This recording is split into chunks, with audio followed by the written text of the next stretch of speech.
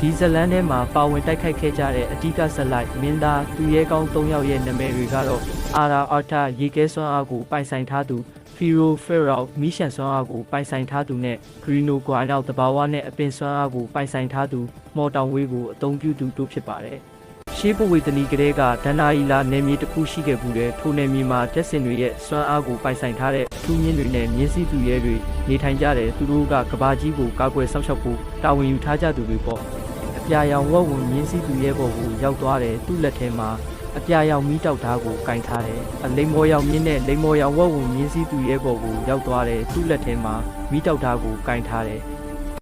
မီမင်းသားဖီရိုဖယ်ရိုနဲ့သူ့ရဲ့ပြင်းထန်တဲ့မြင်းမီရှန်ဘလေ့စ်ကတော့မီးရဲ့စွမ်းအားကိုကိုစားပြုတယ်သူတို့ကရဲစွမ်းတတိရှိပြီးဘယ်ရန်သူကိုမှမကြောက်မရွံ့ရင်ဆိုင်ရဲတယ်တဘာဝတရားရဲ့စောက်ရှောက်သူဂရီနိုဂရီနောက်နဲ့သူ့ရဲ့မြင်းတစ်ပင်ထရီသူတို့ကမြေကြီးနဲ့အပင်တွေရဲ့စွမ်းအားကိုပိုင်ဆိုင်တဲ့ငင်းချမ်းရေးကိုညှနိုးပေမဲ့လိုအပ်လာရင်ကြမ်းတမ်းတဲ့တဘာဝအင်အားနဲ့ကာကွယ်ရတဲ့သူရဲကောင်းတွေပေါ့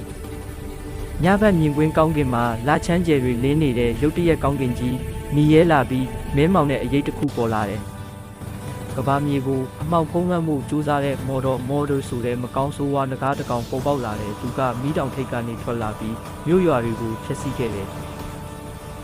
ရွာတရွာမီးလောင်နေတဲ့လူတွေထွက်ပြေးနေကြတယ်မော်တော်ငကားကြီးရဲ့မကောင်းဆိုးဝါးအငွေ့သက်တွေကြောင့်တောတွေပျက်စီးမြစ်တွေခန်းချောက်လူတွေထိတ်လန့်ခဲ့ရတယ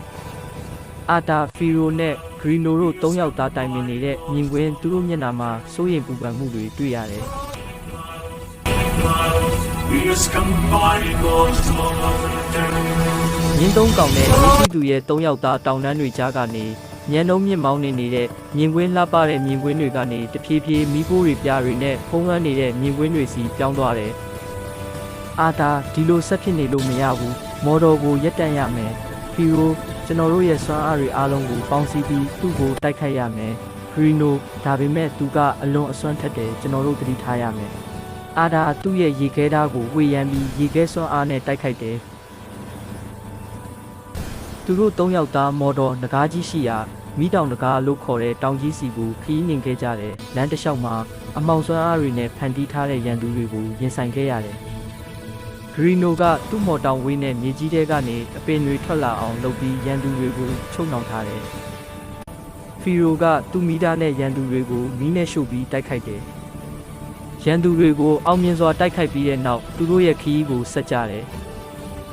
မီးတောင်ထိပ်ကိုရောက်ရှိလာတဲ့မြင်ကွင်းမီးတောင်ဝကနေမီးခိုးလုံးကြီးတွေထွက်နေပြီးမော်တော်ငကားကြီးပြန်ဝဲနေတာကိုမြင်ရတယ်အေယာမအကောင်ကြီးဖြစ်ပြီးမျက်လုံးတွေကမီးရန်တွေထွက်နေတယ်မော်တော်ကြောက်စရာကောင်းတဲ့အတန်တတိရှိတဲ့သူရဲကောင်းလေးတွေမင်းတို့ဒီကိုတေမင်းနဲ့ရင်ဆိုင်ဖို့ရောက်လာတာလားဖီရိုမင်းရဲ့ဖြက်စီးခြင်းတွေကိုငါတို့ရက်တန့်ပြစ်မယ်မော်တော်ငကားကမီးရန်တွေမှုတ်ထုတ်ပြီးတိုက်ခိုက်တယ်အာတာသူ့ရဲ့ရေခဲစွမ်းအားနဲ့မော်တော်ရဲ့မီးရန်တွေကိုချီဖြတ်တယ်ပြီးရင်ရေခဲညတွေဖြစ်ပြီးငကားကြီးကိုထိမှန်အောင်လုပ်တဲ့မြင်းရေလိုင်းကတော့လေထဲမှာမြ мян ဆန်ဆန်ပြေးလွှားပြီးတိုက်ခိုက်မှုကိုရှောင်ရှားတယ်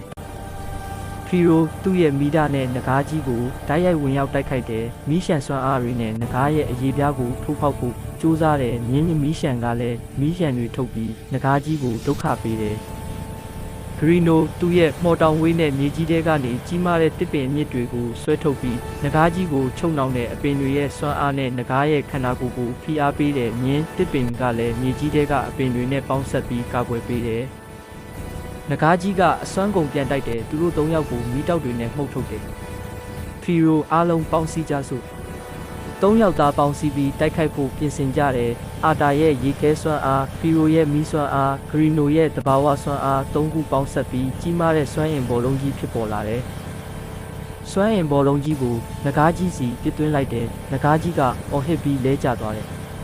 သူတို့ရဲ့စီလုံးမှုနဲ့မစုံမနစ်စူးစမ်းအားထုတ်မှုကြောင့်မော်တော်ငကားကြီးအပြက်ပြီးကျဆုံးခဲ့ရတယ်မီးတောင်ထိပ်ကနေအမှောင်ငွေ့သက်တွေပျောက်ကွယ်သွားပြီးလှပတဲ့နေအောင်ကြီးပြန်လဲထွက်ပေါ်လာတဲ့မြင်ကွင်း